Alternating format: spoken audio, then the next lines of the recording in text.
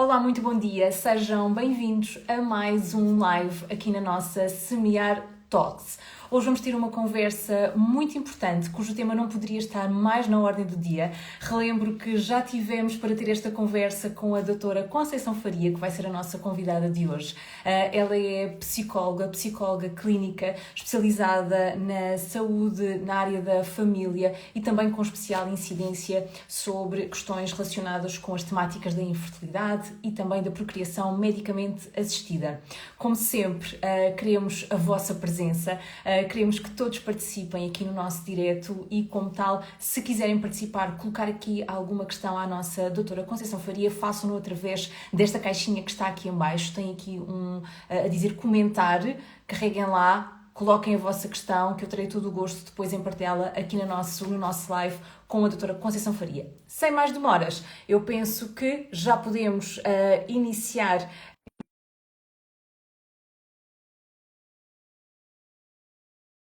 connosco e vamos tentar aqui estabelecer também a ligação. Vamos ver se conseguimos fazê-lo. Já enviei o convite. Entretanto, bem-vindos a todos os que já estão aqui no nosso live. E eu penso que sim. Agora sim. Olá, bom dia. Olá, boa tarde. Tudo bem? Tudo ótimo, doutora Conceição. Finalmente, não é? Tivemos aqui É verdade, é verdade. depois daquele nosso primeiro momento em que não conseguimos estabelecer a ligação, mas que mesmo assim muitas pessoas também estavam a tentar, mesmo não conseguindo estabelecer a ligação, falar com a doutora Conceição, o que eu acho que é um sinal muito Tentámos pôr mensagem. exatamente da mensagem, mas também da importância da temática, não é? Que nós temos hoje aqui e que vamos falar. E como eu disse, hoje vamos falar sobre a infertilidade, a saúde mental na infertilidade. Doutora, como é que é receber todos os dias pessoas que estão a passar tanto por este diagnóstico, mas também por, lá está, tratamentos de procriação medicamente assistida? O que é que tem sentido? Tem sentido que as pessoas a procuram mais quando estão a passar por este processo? É assim, de uma maneira geral, eu acho que há mais consciência sobre a importância da saúde mental, em geral, não é? Foi uma mudança grande, principalmente depois da pandemia, e, portanto, as pessoas começaram a ter mais consciência das dificuldades emocionais, a necessidade de procurar ajuda portanto, também se tornou mais normativo pedir ajuda. Portanto, nesse aspecto, há um aumento de procura em todas as áreas, não especificamente em relação à infertilidade. A infertilidade, obviamente, que é uma situação muito estressante, nem sempre foi considerada assim. Eu costumo contar um bocadinho em brincadeira que quando eu tentei fazer a minha tese de mestrado há muitos anos já e propus o tema da infertilidade, na primeira abordagem o tema não foi aceito porque a psicologia considerava-se que não era um tema de interesse da psicologia. Obviamente que não é verdade. Os aspectos emocionais estão intimamente ligados à vivência da infertilidade e eu diria que estão ligados a dois níveis. Por um lado, numa visão um bocadinho mais psicanalítica, digamos assim, de algumas situações que há bloqueios emocionais, interditos, dificuldades psíquicas na vivência da gravidez ou na possibilidade da gravidez e que de alguma forma isso serão um dificultador do engravidar. E no outro aspecto que, pronto, é mais comum e que diz respeito à maioria das pessoas com quem nós trabalhamos, que tem a ver com as vivências psicológicas da infertilidade. E as pessoas que a procuram nesta consulta aqui, por exemplo, da Clínica Semear, as pessoas normalmente quando têm um quadro de infertilidade, o que é que elas mais sentem? Quais são os sentimentos que elas que mais lhes aflora, não é? O que é que elas estão a sentir naquele momento? É tristeza, é frustração, é a queda de um É sonho, assim, muito provavelmente? é tudo isso, é tudo isso. A infertilidade não deixa de ser um luto. E um luto que é muito doloroso de ser gerido, até porque é uma sucessão de lutos, não é só um luto. Os americanos gostam muito de fazer checklists, eles têm nas checklists das situações mais estressantes da vida do casal, eles consideram a infertilidade o segundo acontecimento conjugal com mais impacto emocional, sendo que o primeiro eles consideram a morte de um filho e a infertilidade o segundo. Mais do que uma doença grave, mais que um desemprego, mais que uma catástrofe natural, é considerado realmente o segundo aspecto mais estressante. E eu diria que em muitas situações, com a devida distância acaba por ser quase mais doloroso e mais difícil de gerir do que a morte de um filho. Obviamente, Claro, claro. não estou a desvalorizar a morte de filho com a devida distância. Porque a morte de um filho é uma coisa horrível na vida de um casal, mas é um momento, pronto, uma morte muito difícil, muito dolorosa, mas que a partir dali a pessoa tem mesmo que enfrentar essa perda e esse luto. A infertilidade muitas vezes são anos e anos de lutos, porque são expectativas que se criam, são tratamentos que falham, é um novo tratamento que surge, é uma nova renascer da esperança e, portanto, isto às vezes, casais que andam envolvidos nestes lutos sucessivos 10, 15 anos da sua vida conjugal. Porque a vida conjugal, a vida social e a vida pessoal está toda centrada em função de uma coisa que não acontece, que é a vinda do filho. Sim, eu peço desculpa estar a interromper, mas fala-se muitas vezes sobre isso, não é? De, por exemplo, na vida de um casal, o tentar engravidar começa por ser se calhar uma coisa normal ou natural, aqui também com as devidas aspas, e depois que acaba por não ter assim um peso tão grande, e depois à medida, não é, que não se vai conseguindo, ou que existem aqui alguns contratempos, ou que se começa a perceber que pode existir aqui algumas questões físicas ou até mesmo psicológicas, acaba depois por dominar completamente a vida do casal, não é? Esta questão. Domina completamente e invade todas as áreas, porque invade, obviamente, a área da intimidade, da sexualidade, porque fica muito condicionada com o desejo de engravidar, a altura em que se pode tentar engravidar, a altura da ovulação, a altura que não é da ovulação. Portanto, nós sabemos que é uma das áreas que é muito impactada pela infertilidade. Muitas vezes os casais precisam, e às vezes no meu trabalho com eles, eu preciso quase reabilitar uma sexualidade lúdica, uma sexualidade que tenha a ver com o desejo de engravidar, porque senão ela fica muito contaminada. Invade muito a vida profissional, porque não vou fazer um novo projeto profissional porque estou a tentar engravidar, não sei se vou engravidar, não vou procurar um novo emprego porque aqui não estou satisfeita, mas aqui posso engravidar e num novo emprego não posso engravidar, não vou lutar por esta promoção porque estou a tentar engravidar, portanto muitas vezes não vou voltar a estudar, pronto, enfim, não vou fazer a viagem que pensava fazer, portanto todos estes projetos acabam por ficar condicionados e adiados por este projeto que depois não se concretiza, portanto, e depois fica um grande vazio, porque nem se faz outras coisas na vida, que obviamente não substituem a vida do filho, mas que também ajudam de alguma forma a pessoa a ter satisfação, gratificação, Claro. a crescer emocionalmente, nem concretiza esta questão do ter o filho. E depois afeta muito a área social. Portanto, uma das coisas que muitos casais têm vindo a dizer ao longo dos anos em que trabalho nesta área é que é muito difícil conviverem com as pessoas à volta que têm filhos, porque as conversas estão centradas na maternidade, principalmente as mulheres. Eu acho que os homens, sem ser feminista nem machista, mas às vezes os homens conseguem escapar um bocadinho mais a estas conversas sobre a maternidade, Porque discutem mais política e futebol, pronto, com todo o preconceito que isto tem atrás, mas as mulheres das conversas ficam muito centradas na maternidade, na parentalidade, na gravidez que têm, nos filhos que têm, nas gracinhas, nas desventuras, e portanto quem não tem filhos começa a sentir-se muito excluída e ao autoestima. Eu tenho muitos casais que começam a não ir aos eventos familiares ou de amigos que têm filhos porque sentem que não são pertença, não têm nada para dizer e é-lhes doloroso ouvir o que os outros têm a dizer. E portanto vão começando a ficar cada vez mais isolados, cada vez mais sozinhos, e depois isto obviamente contribui para que todo o sofrimento seja vivido muito mais só a dois, com muito mais tensão. Isto é um stress muito grande da vida sem conjugal. dúvida, a vários níveis, como disse também a doutora. Mas aí só para fazer duas notas, achei super interessante falar sobre isso, sobre como isso também impacta a vida social e familiar, e muitas vezes até porque há uma espécie de cobrança, não é? Um casal quando já está junto há um determinado tempo, não é? É expectável que depois tenha filhos. E há muitas vezes essa cobrança por parte dos amigos, dos familiares, e às vezes também o não querer estar, não é? O estar constantemente a ser relembrado, estar constantemente a receber aquela pergunta, então, quando é que vem o bebê? Sem saber muitas vezes quais são as histórias, não é? Há muita cobrança e também como a infertilidade ainda é um bocadinho um tema tabu, as pessoas ainda não falam. eu sinto muito, pronto, que as pessoas falam mais facilmente que têm um cancro do que falam que têm uma infertilidade. A infertilidade ainda mexe muito com noções de autoestima, de falhanço, eu não sou capaz. O cancro é uma coisa horrível, mas é uma coisa que ainda não temos muita consciência que depende de nós, não é? É uma doença, uma desgraça, uma desventura. A infertilidade é muito, eu não sou capaz, eu não sou como as outras pessoas, eu não cumpria É disso, a questão os desígnios. o cumprir o propósito, não é? Muitas vezes.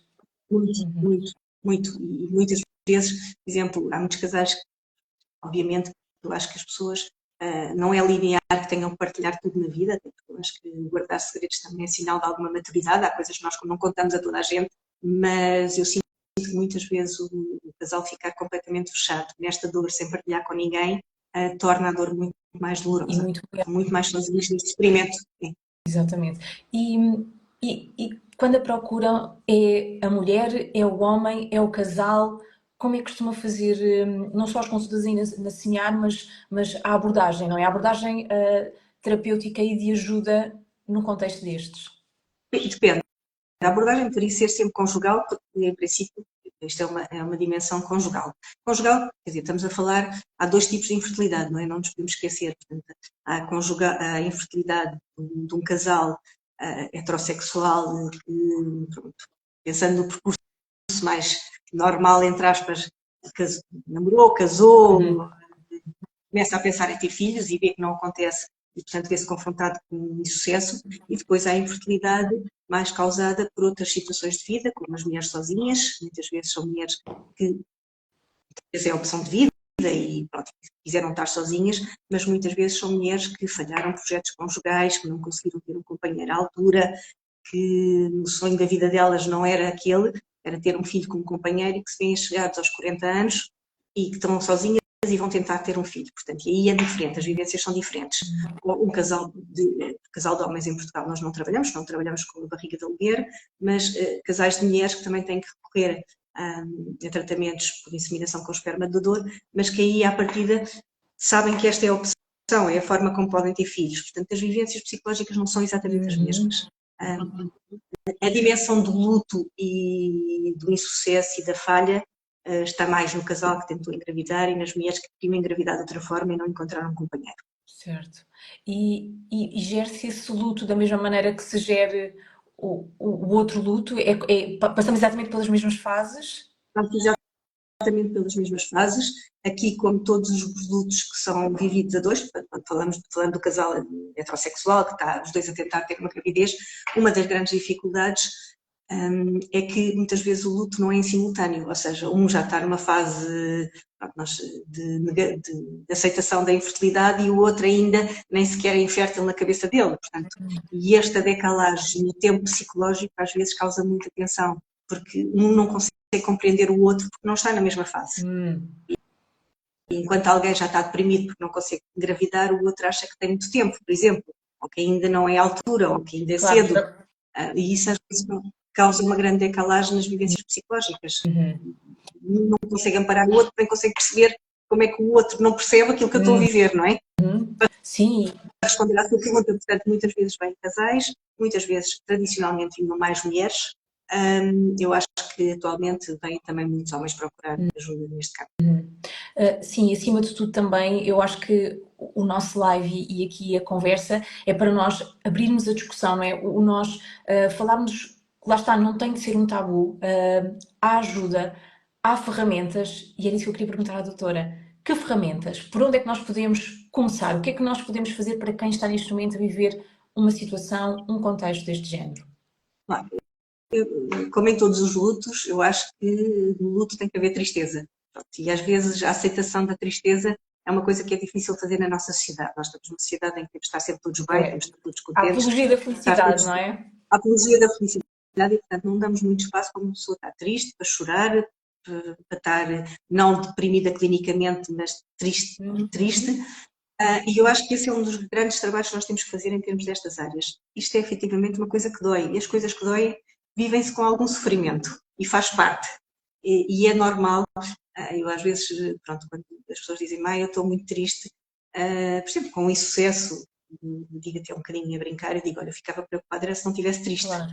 porque o sentimento adequado é estar triste, porque queria muito, investiu, tentou e, portanto, agora tem que estar triste. Mas, como todas as tristezas, tem que ter um tempo de recuperação, em que temos que estar mais recolhidos, temos que estar mais tristes, temos menos vontade de fazer coisas, mas depois, aos poucos, vamos fazendo a aceitação da situação e vamos caminhando para uma nova realidade em que integramos a possibilidade de não ter filhos, ou de fazer um novo tratamento, ou de adotar, ou de fazer uma outra solução na vida. Uma das coisas que eu digo sempre é que os casais infertis têm que ser muito criativos, porque é muito fácil ficarem estagnados na infertilidade, porque são anos e anos a tentar, em que os outros projetos, como já falámos, ficam um bocadinho postos de lado, e às tantas ficam muito, muito só centrados nisto. Claro. E são casais que acabam por, eu costumo dizer, o casal infértil tem que fazer um grande esforço para não ser estéril. Estéril enquanto casal, portanto, tem que construir outras coisas, tem que ter outros projetos. Como é que se faz isso? É alimentando outros sonhos? É alimentando outros projetos? Outros sonhos, ter outros projetos, ter outras coisas que os unam, que possam fazer, quer individualmente, quer enquanto casal. Não tem que ser coisas enormes, pode ser. Eu lembro-me sempre com muito carinho de um casal que atendia há muitos, muitos anos, que era um casal que estava num processo de infertilidade, estavam muito deprimidos e muito isolados, um casal que não tinha muitos recursos económicos, portanto também não era um casal que pudéssemos dizer muito, vá viajar, vá fazer coisas, e então começaram, e eu achei isto uma ternura, eles, pronto, no processo de recuperação da infertilidade e de conseguirem ver outras coisas da vida, começaram a fazer um trabalho, um tapete de arraiolos a dois. Sim. E foi uma coisa deliciosa porque foi algo em que os dois estiveram comprometidos, em que os dois foram escolher coisas tão simples como escolher as lãs, o padrão, fazer um bocadinho mais todos os dias. Obviamente que isto não colmata a perda do filho, como é óbvio, ou não ter o filho. Não estou a dizer, não quero todo ser interpretado assim que um tapete de arraiolos vai substituir um filho, não é toda essa a ideia. Mas é ter mais coisas também na vida que preencham um bocadinho também emocionalmente e que satisfaçam, e que deem gratificação e que deem prazer. Não seja só desilusão, luta, tristeza, e muitas vezes é isso, é trabalhar projetos paralelos, é trabalhar outras coisas, outras fontes de interesse, é trabalhar outras formas de comunicação também, porque uma das áreas que é muito afetada é a comunicação, porque depois não se fala. Começa-se a viver tudo muito internamente, não é? Um não fala porque está triste e não quer ver o outro triste, o outro não pergunta porque não quer ver as lágrimas do outro ou porque isto é doloroso, e portanto fica ali quase um assunto tabu em que se vai entrando numa máquina robótica de sentimentos fechados. Claro, e do dia a dia, não é? Do passar um dia, passar mais o outro. Sim. E não existir mais nada para além de. Não existir mais nada. E como eu costumo dizer, um casal com filhos, a própria realidade os obriga a fazer coisas novas, não é? Mas não seja, o filho cresce, tem que se comprar a roupa porque a outra já não serve, vai para a escola, tem que se comprar os livros escolares. Um casal sem filhos tem que ser, como eu digo, muito mais criativo, tem que inventar novas formas de também ter algum prazer, também fazer algumas coisas que o encham um bocadinho, não desistindo do sonho de ter filhos e fazendo os tratamentos e lutando pelo seu sonho, mas que isto não se torne uma obsessão, porque a situação mais complicada que eu tive, já foi há muitos anos, foi uma mulher que fez uma fobia social completa, um caso gravíssimo, pronto, internamentação medicamentosa, internamento psiquiátrico inclusive. Esta mulher não saía do quarto porque começou por não ir às festas porque lhe era doloroso, não ir ao supermercado porque via crianças, não ir à praia porque via famílias, não ver televisão porque na televisão aparecia anúncios com bebés, não ver revistas, e quando eu a apanhei ela estava fechada num quarto, literalmente, pronto, com o marido que também lhe ia filtrando todas as coisas que podiam fazer mal, e portanto, e a situação gravíssima mesmo. Pois é. Claro que isto é um caso extremo. É um caso extremo, mas a maior parte das vezes, as situações, as pessoas felizmente têm capacidade de resiliência e de adaptação e vão gerindo a sua vida e há casais que vivem a infertilidade de uma forma muito saudável dentro da tristeza, pronto. Muito saudável no sentido, é algo que queriam muito, é algo pelo qual estão a lutar por, mas não se deixam arrastar pela tristeza, pela desilusão. Há outros casais que não conseguem dar essa passo. Então, a primeira coisa seria exatamente essa, não é? Encontrar projetos pessoais, projetos a dois, projetos que, lá está, mudem o foco, não é? Não ser só o foco sobre. Eu primeiro diria que é permitir estar triste. Exatamente, E sim, depois sim, sim, exatamente. Viver, sentir as emoções, permitir estar triste, mas não ficar lá, não é? Não ficar sim, nessa. não ficar retido nessa tristeza para sempre. Exatamente. E quando conseguirmos darmos um passinho em frente, que é encontrarmos aí um projeto, encontrarmos qualquer Pequenina, pode ser coisa, uma coisa pequenina. exatamente, que nos dê aquele passinho, não é? É dar um passo a seguir ao outro, um passinho de cada vez para nós irmos caminhando numa. É a possibilidade, como em todas as tristezas e as depressões, é a possibilidade de voltar a ver o sol a brilhar, não é? Quer Exatamente. dizer, nem que seja só entre uma Exatamente. nuvem, mas não ter Um, só rai- a um nuvem. raizinho de sol, não é? Ali só termos um raizinho de sol.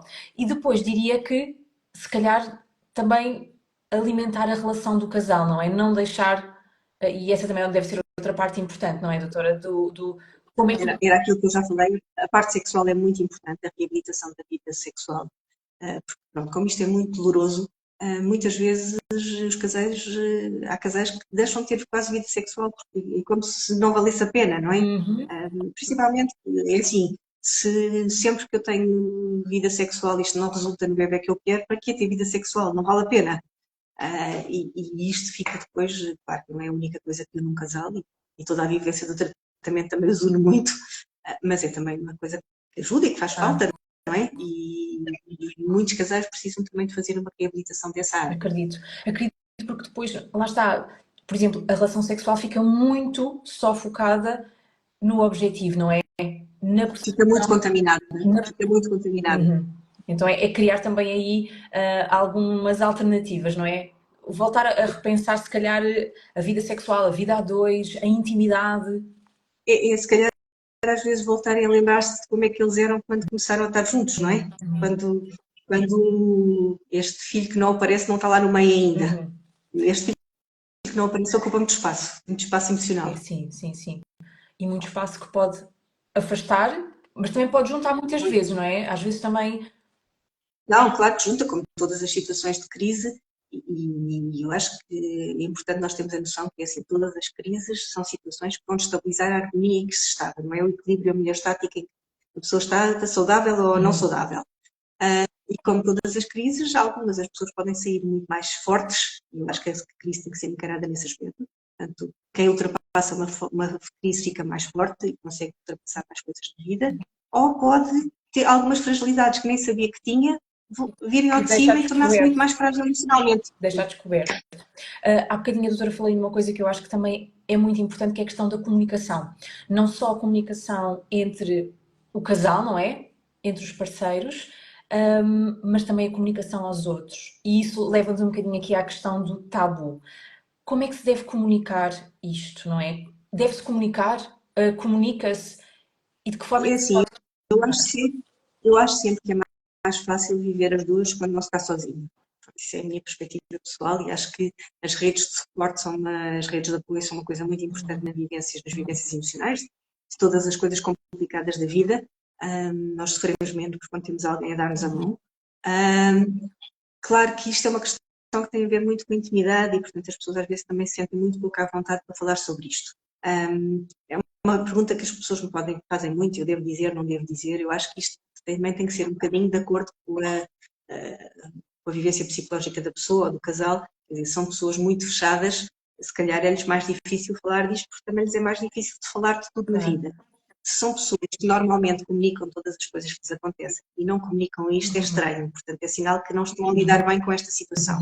Eu diria que, se não querem abrir a toda a gente, e não têm que abrir se calhar a toda a gente, haver pelo menos uma ou duas pessoas da intimidade. E intimidade é isto mesmo, alguém com quem nós podemos partilhar as coisas íntimas, com quem possam partilhar. Eu acho que é muito salutar para a pessoa que vive a situação da infertilidade, e é muito salutar se é um casal, se estamos a falar de um casal, porque também liberta alguma tensão do casal, porque senão é só um a ter que amparar o Claro, outro, claro, não é?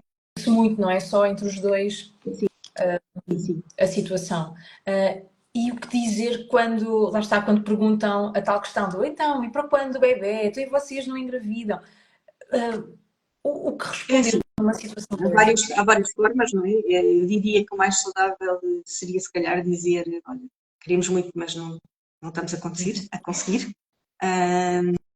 Claro que, pronto, e nós portugueses somos um bocadinho intrusivos e fazemos logo muitas perguntas, então não estou a conseguir, Pois mas como, e o que é que estou a é, fazer, e não porque fazer assim, não sei o normalmente é quê. esta, vêm as outras perguntas, não é? Muitas vezes é o As evitar outras, querendo as outras pronto, e temos de estar um bocadinho preparados para isso, mas se calhar também dizer: olha, realmente era uma coisa que nós queríamos muito, mas não está a correr como queríamos, mas se calhar ainda não estou muito preparada para falar sobre isso. Eu acho que as pessoas, respeito. se calhar, respeitam isso, e quando a pessoa está preparada, a dizer: olha, eu estou preparada, gostava de falar contigo sobre isto.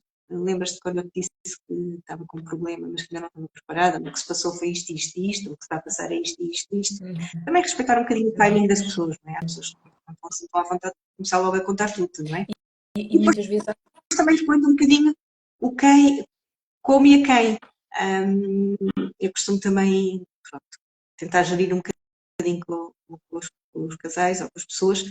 É assim, se o interlocutor é alguém que é muito ansioso e que vai causar ainda mais stress e mais ansiedade, se calhar não é o melhor interlocutor para se falar desta questão. claro. Ainda vai adicionar-se isto. Tipicamente, as mães que estão muito desejosas de ter um neto e que são elas próprias depois uma fonte de stress, se calhar aí tem que se filtrar um bocadinho o que se partilha. Se é uma pessoa que tem alguma serenidade, que ajuda a pensar, que dá soluções, que até sabe de alguém que fez um tratamento e foi a um sítio tal e sabe de um tratamento novo, eu acho que isso obviamente terá que ajudar. Exato. Procurar as pessoas que saibam acolher e, Sim, e que sim. não. E que não sejam elas próprias É mais isso que eu fonte de diria, stress. não alimentem depois também aqui alguma ansiedade ou fonte de stress. Outra parte também importante é a questão profissional, não é? Como dizer no nosso local A questão de profissional, trabalho. essa é muito difícil mesmo, porque, enfim, infelizmente nós sabemos que a maior parte dos locais profissionais não adoram que as mulheres engravidem, não é? Porque, enfim, é um local de trabalho onde a pessoa vai faltar mais, vai ter mais absentismo, mas da minha experiência, eu acho que quando as pessoas têm uma boa relação de trabalho, nomeadamente com as chefias, dizer algo do género: as coisas estão um bocadinho complicadas, vou tentar engravidar, mas não está a ser fácil em fazer tratamentos, normalmente isso alivia um bocadinho algum stress, porque as pessoas, assim, vão ter mesmo que faltar algumas vezes, vão ter que não estar menos disponíveis, e depois quando não se sabe, é um pau de dois bicos, não é linear a resposta a Claro, isso. Acho que tem que ser gerido e perceber um bocadinho caso a o caso, que é tentar cada avaliar a situação, não é? E perceber também a quem é que se pode contar nesse contexto, não é? sim. Lá está, mais uma vez, se vai ajudar.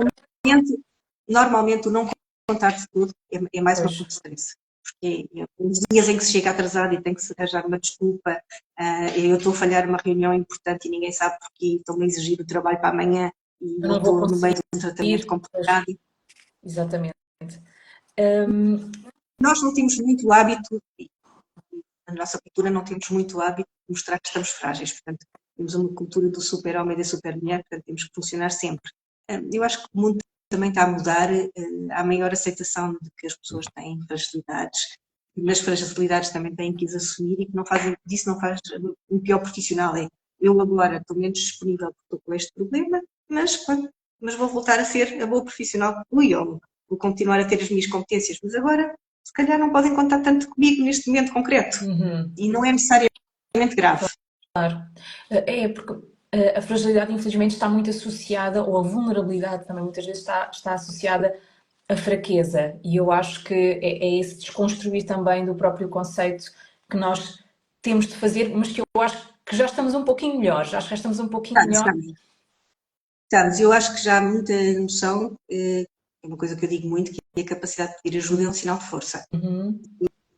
E, portanto, quando nós pedimos ajuda, quer a um profissional nas áreas das psicologias, quer às nossas chefias, quer às nossas famílias e amigos, eu acho que nós estamos assim mais fortes e não mais fracos. Sem dúvida, porque isso só nos vai colocar num caminho, não é? Melhor, num caminho de cura, de aceitação, e de autoconhecimento, Superação, no fundo, é uma palavra superação. que eu não gosto muito, mas tem Eu que ser sei, eu mesmo. sei. Mas é mesmo isso.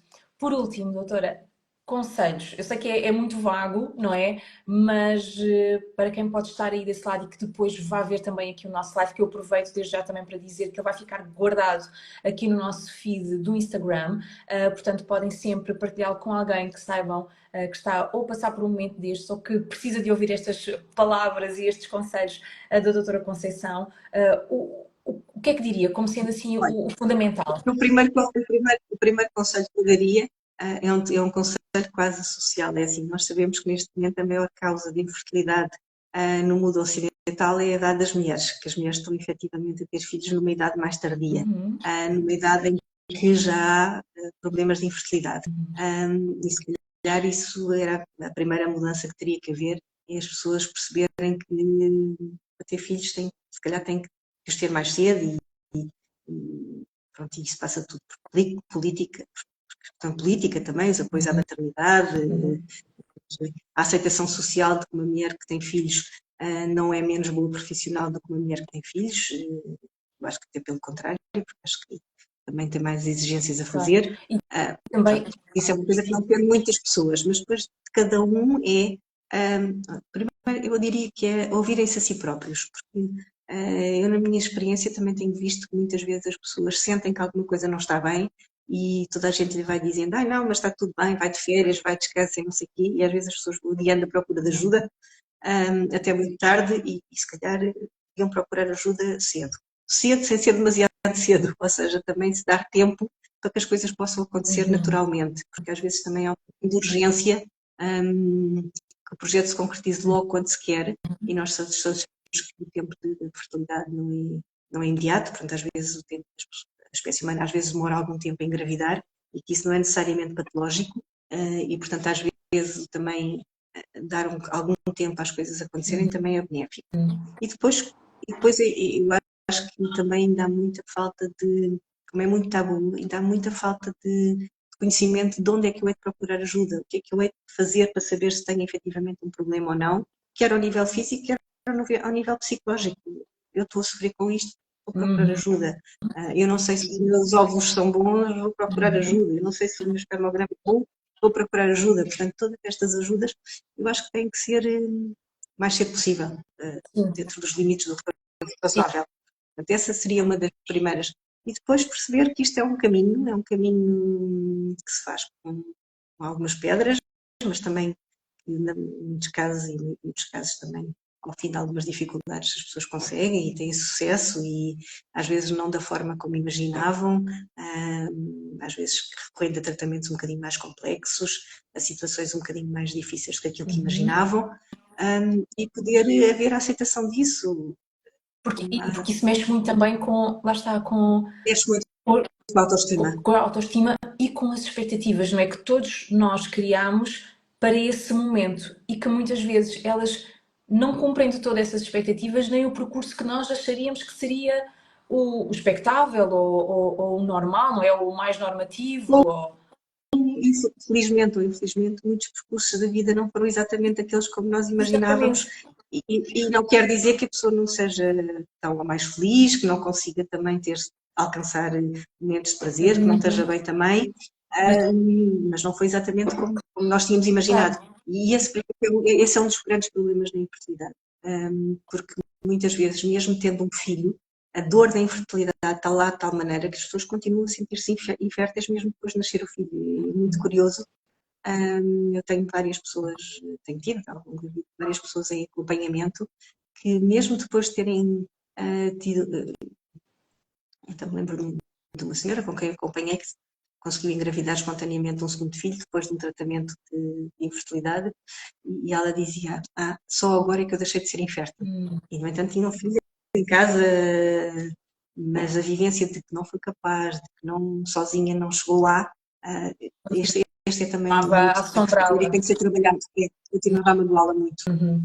Sim, lá está. E não deixa de ser interessante também nós aceitarmos isso noutras áreas da nossa vida, não é? De que o percurso pode não ser aquele que era o expectável ou o mais normativo, mas nesta questão tendemos a não aceitar com tanta facilidade.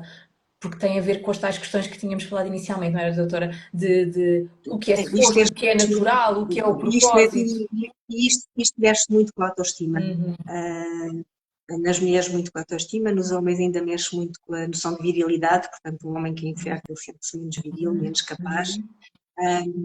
E isto tem que ser Ser trabalhado, trabalhado, claro. porque a pessoa é um todo e não é só para futuro pai ou futura mãe, é também uma pessoa nas outras áreas que também tem que valorizar essas áreas que tem, as coisas, as conquistas que faz, os seus logros, e isso tem que ser trabalhado. Mas é assim, não podemos negar que a infertilidade é um luto muito grande, é uma situação muito estressante. Há muito stress envolvido neste processo, porque os tratamentos são muito estressantes, há muitas condicionantes, há muitos momentos em que pode não resultar, em que estou à espera e vai, será que é ou não é? Será que deu sucesso ou não deu sucesso? Será que posso continuar ou não posso continuar? Pois é uma coisa que não podemos deixar de falar. A questão económica também é importantíssima. Há casais que se endividam para fazer um tratamento, e não podem voltar a fazer outro tratamento. Portanto, imaginemos a angústia deste casal, que aquele tiro é o único e tem que ser certeiro, não é? E depois viver, não é? Com o Com isso, resultado, com o que pode acontecer. e eu não posso tentar mais, eu não consigo tentar mais, eu já não tenho idade para tentar mais. Portanto, isto é muito difícil de gerir. E é por isso que as suas consultas são tão importantes e é por isso que esta conversa também é tão importante, especialmente quando estamos aqui a celebrar esta Semana Europeia da Infertilidade, onde nós deixamos mesmo este nosso live para pontuar esta Semana Europeia e mostrar que, independentemente do caminho, daquilo que as pessoas possam do outro lado estar a passar, há soluções, há quem possa ajudar, há profissionais que nos ajudam, que nos dão a mão nesse caminho e a doutora Conceição tem feito isso, não é? Tem dado a mão a muitas pessoas, a muitos casais, a muitas mulheres, nesse mesmo sentido de há um caminho. Eu às vezes, desculpe interromper, eu às vezes costumo dizer que às vezes mesmo uma primeira e única consulta é terapêutica, porque muitas vezes, por exemplo, há uma coisa que eu trabalho sempre e pergunto sempre, que é se o casal já imaginou uma vida sem filhos, por exemplo. E a maioria dos casais dizem que não, que é impensável. E às vezes eu ponho-nos a pensar, mas vocês estão há 5 anos, estão há 10 anos sem filhos, portanto vocês sabem viver sem filhos. Pode não ser isso que vocês querem, mas vocês sabem viver sem filhos. E só esta perspectiva, às vezes, já é uma mudança completamente na forma como se vive a situação. Eu quero muito, eu vou tentar vou tentar fazer tudo para, mas eu sei viver sem. Claro, não depende não é? É a questão de... Não é a única questão, não é a única questão importante que nos une, não é a única questão que nós temos na vida. Eu consigo viver sem. Queria muito, mas consigo viver sem. E isso eu acho que é muito saudável para o casal, para a pessoa que não consegue engravidar e também muito casal, muito saudável para a criança que vai nascer, não é? Porque esta criança também, coitada, depois às vezes tem um peso muito grande de ter que cumprir muitas expectativas Bem, é demasiadas às verdade. vezes. Isso daria-nos para o outro live. Eu vou já aqui, Claro. não é? Já ficou aqui, já prontinho para um outro live. E outra coisa também que a doutora disse que é de extrema importância, e aliás nós fizemos um live sobre esse mesmo, sobre essa temática, que é a questão de hoje em dia nós preservarmos a fertilidade, ou seja, a preservação da fertilidade, que eu acho que também, para a importância que hoje tem e que vai ter cada vez mais no futuro, porque as mulheres estão a engravidar cada vez mais tarde, porque estão a querer ter o seu primeiro filho também muito mais tarde, por diversas razões, por diversos motivos. E isso está a acontecer, ou seja, não há aqui uma informação nem uma pedagogia para que mulheres e os casais pensem nisso, ou seja, Eu acredito que vai haver uma mudança, porque tem assim, que existir, não é? Claro. Eu acho que já está a haver uma grande mudança em relação àquilo que se chama o slow living, não é? As pessoas já perceberam que têm que ter uma vida menos estressada, têm, assim, voltar um bocadinho à vida de trabalho perto de casa, não sem muitas horas de transportes, não trabalhar 12 horas ou 14 horas por dia. Portanto, há toda uma cultura e as novas gerações têm muito cuidado em relação a isso.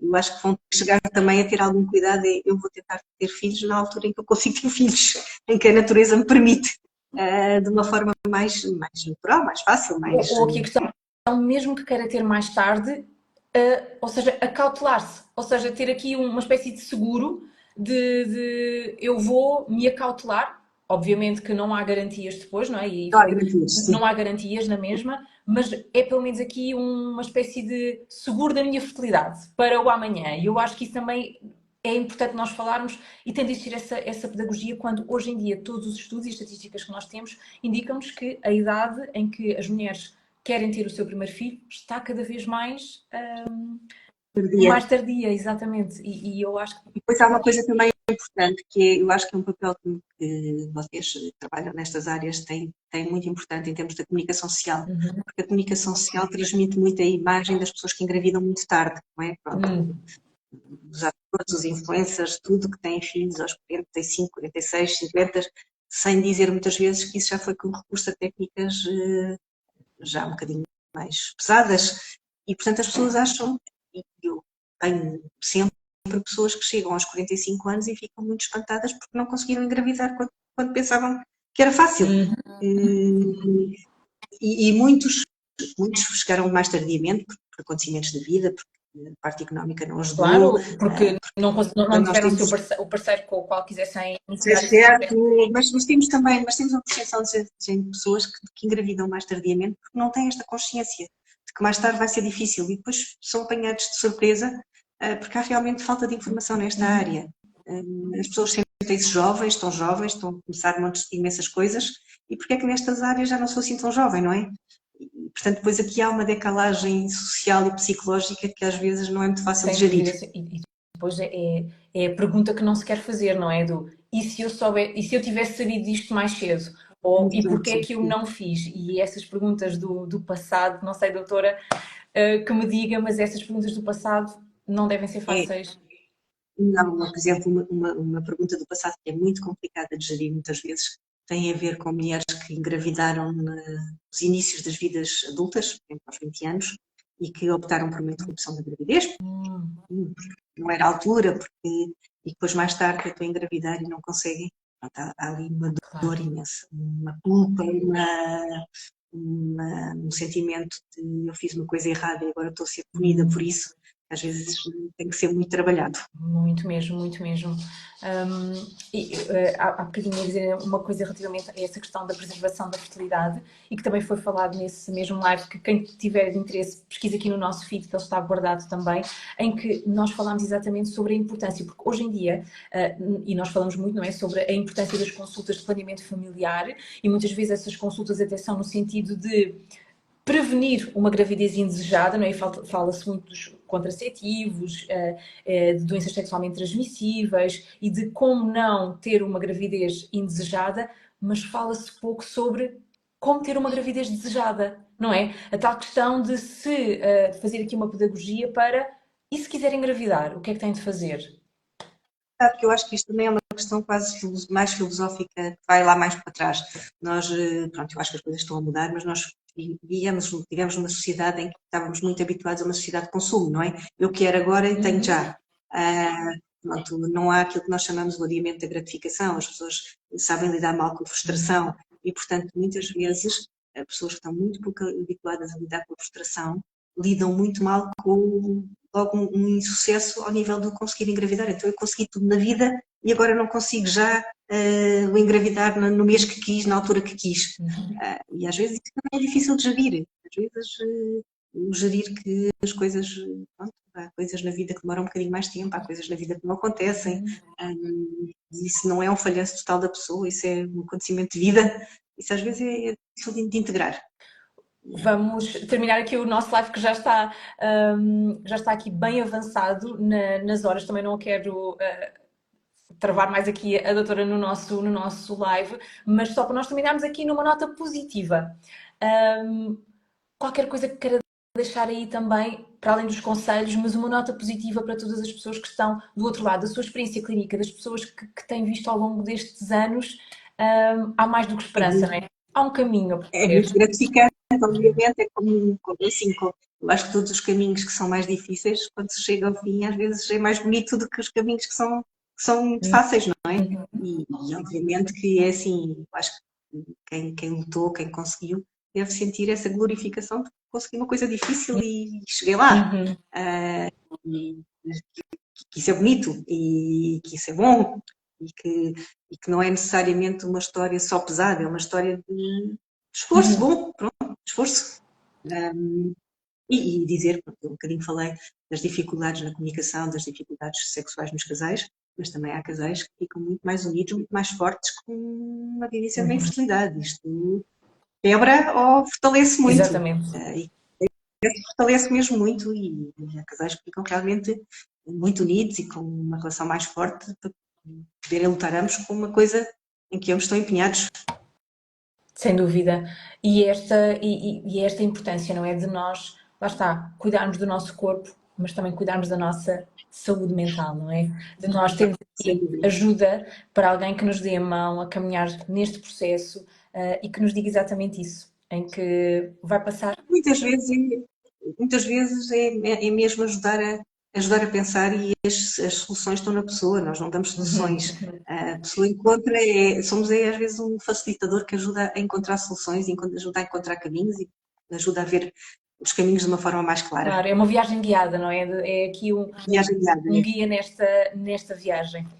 Muito obrigada, doutora Conceição, por ter estado aqui connosco, por ter respondido a todas estas questões, por ter falado um bocadinho sobre o que é também este percurso e esta viagem, e dizer que quem quiser falar com a doutora Conceição pode fazê-lo através da nossa clínica, da Clínica Semear, e também deixar aqui comentários, o nosso lá vai ficar guardado, se tiverem mais alguma dúvida, mais alguma, ou quiserem mesmo comentar, dar o vosso ponto de vista sobre algum tema que nós falamos aqui na nossa live, estejam à vontade, comentem. O live vai ficar guardado. Fiquem atentos. Este mês é um mês muito importante para a Clínica Semear, é um mês de aniversários, são 25 anos, fazemos assim um número muito redondo, uma idade já muito adulta, muito madura, que vai ser festejada em pleno. Por isso fiquem atentos às nossas redes sociais, vamos ter muitas novidades e mais lives com temas super interessantes dentro desta área da fertilidade, da infertilidade e que nós prometemos que vai ajudar muitas pessoas que estão aí desse lado. Obrigada, doutora, mais uma vez. Obrigada. Um resto de bom dia. Mais uma vez. Sim, um resto de bom dia para todos.